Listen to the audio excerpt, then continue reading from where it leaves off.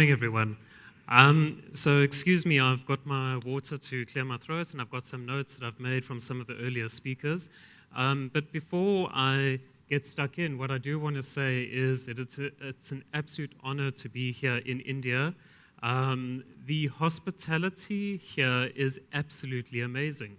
I come from South Africa, and I've got so many stories to tell people when I get back home about the things that we just don't get right in South Africa. But that's not what I'm here to talk to you about. Today, my topic is sustainable event technology. And I'm not going to talk about technologies that already exist. I think a lot of us know about the various different technologies that are used in events. But what I want to do is I want to ask some thought leadership questions. So this presentation is just about a whole bunch of questions that we can be asking ourselves to do with technology in events. Now, the first thing that I want to mention is that an event is always about the recipient. And by the recipient, what I mean is you sitting in the audience, the delegates, the attendees, the visitors. An event often is confused because what happens is you have got a client, you've got a professional conference organizer, and they come together and they decide what is best for the delegates. But at the end of the day, do they really have the delegates' best interests in mind? That's something that I'd like to unpack. So my thought leadership question for this is, can technology give us more choice? So to give us a couple of examples, if we talk about event apps, so a lot of conferences have got event apps, are they really giving us choice? And now this is a thought leadership question that I'm going to leave for you to ponder upon. So if we have a look at the psychology of choice, people need choice. It would be completely unfair of us to just assume that everybody has the same lifestyle, they have the same needs, they have the same requirements. But the problem is that too many choices leads to people not actually making a decision. So the question becomes is how do you find a balance between the number of choices that you give people and in order to facilitate them making a choice. So to influence these decisions, we need to make people believe that they've got a choice to begin with. And the wonderful way that we can do that in the MICE industry is by offering an incentive. So what I'd like to talk to you about is a concept that we've been running in South Africa very successfully at a number of events, and it is called sustainable gifting. So at professional conferences, often organizers have got a budget for gifts for delegates. And what often happens is that every delegate gets a similar gift. And I always love using the example of a bottle of wine. So what happens is you have these conferences and everybody gets a bottle of wine. But the problem is some people don't drink wine. So the wine goes to waste. Or some people drink white wine or they drink red wine. But the point is that the gifts don't always get used. Statistically, what we've found is that only 66% of corporate gifts actually get used after an event. So I have the privilege of working with a wonderful organization called the Event Greening Forum, and what they came up with was the idea of sustainable gifting. And sustainable gifting means that instead of you getting a gift, you get a voucher. And what the voucher enables you to do is for you to choose your own gift. So what we do is we go around the country and we set up what we call sustainability villages. And at these sustainability villages, the delegates are able to use their voucher card to purchase their own gift. It's an absolutely amazing concept. And one of the draw cards is that it attracts international visitors. So in South Africa, we've got a lot of local vendors who are craftspeople that have made African-styled crafts which get sold at these sustainability villages. And as I say, it's a huge draw card for international visitors. So how do we leverage technology to make this happen? Now, the thing is that these vendors, the Sustainability Village vendors, don't necessarily have access to technology equipment such as credit card machines. They don't have methods of accepting payment. What my company did was we created a cashless trading platform which uses the power of the technology that the vendor already has in their pocket, which is their cell phone. So it's a very simple concept.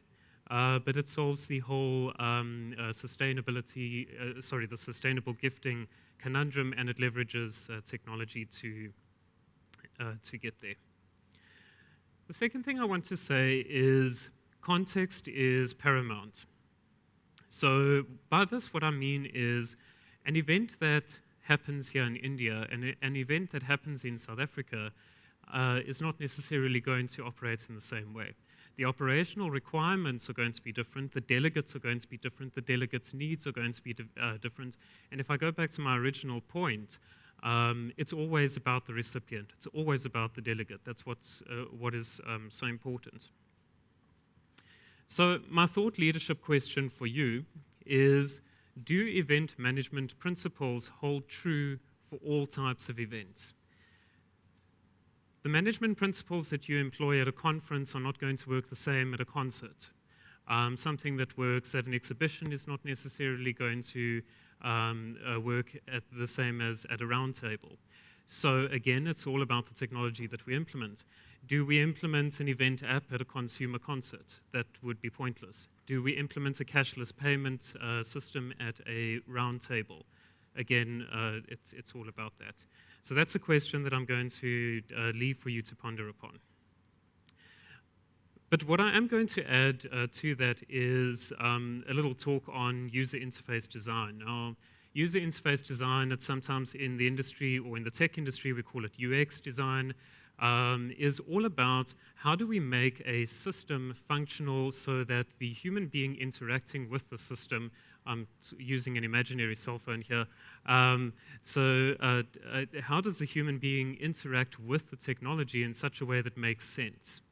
And what we find is that quite often things, and I'm going to go back to the app example, is that there are technologies that are so rigid that it almost forces the human being into a box. You have to do things the way that the technology wants you to do it.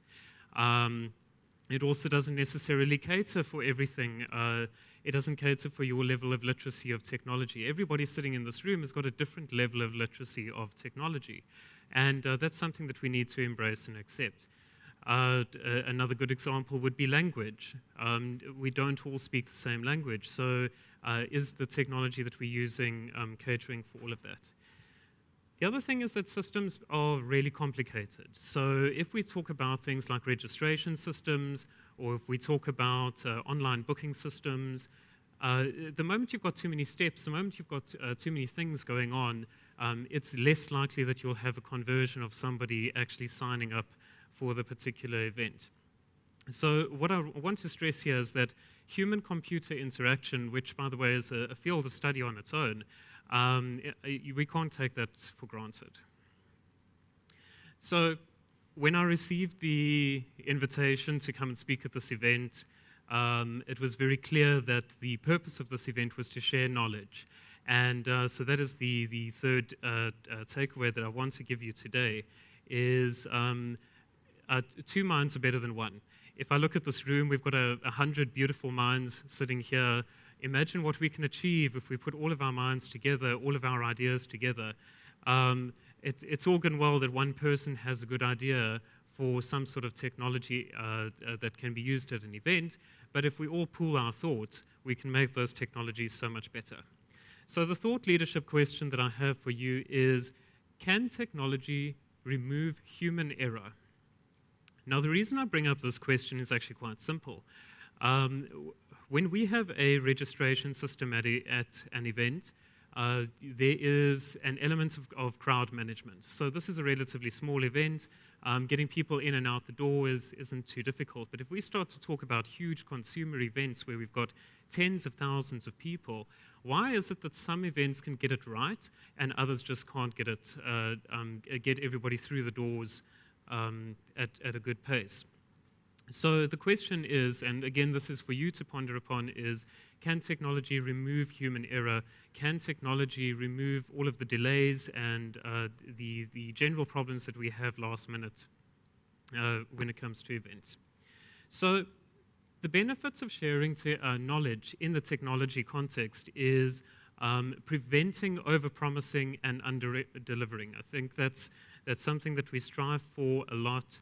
I'm always impressed in the hospitality industry where somebody tells me that something's going to take 20 minutes, but it actually takes 15 minutes.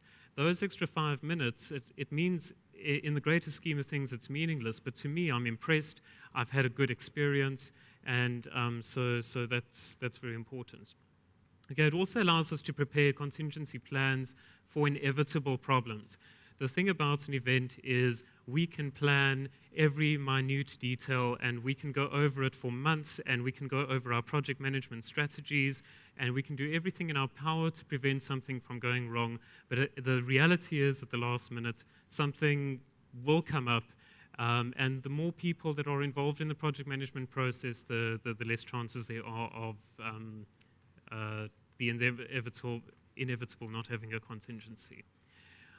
The other thing that sharing knowledge does is it reduces organizer stress and it reduces visitor frustration. So a small group of conference organizers is not going to put on as great an event as a larger group of organizers or a larger network of organizers. And networking here is really key, and it speaks to the point of sharing knowledge. You don't necessarily have to give away your ideas and expand your team, but you can expand your network and you can pull on the resources of your network to share knowledge. And that obviously that alleviates visitor frustration. So a visitor at an event has a better experience. So innovation happens when more than one person engages in constructive debate. The best thing that can happen in technological innovation is when more than one mind gets together and agrees that technology can only advance if we have good discussion and deep discussion around the problems that we face. Okay, so my takeaways for you from this talk is an event is always about the recipient, context is paramount, and share knowledge. And what I wanted to mention is, while I was busy listening to the speakers before, is there's actually a golden thread question here that has come through the previous talks and through this one, is how can we make events better? And the final thought leadership question that I want to leave with you is, how can we leverage the technology that we have? How can we harness the power of technology to make events better? And that I will leave up to you.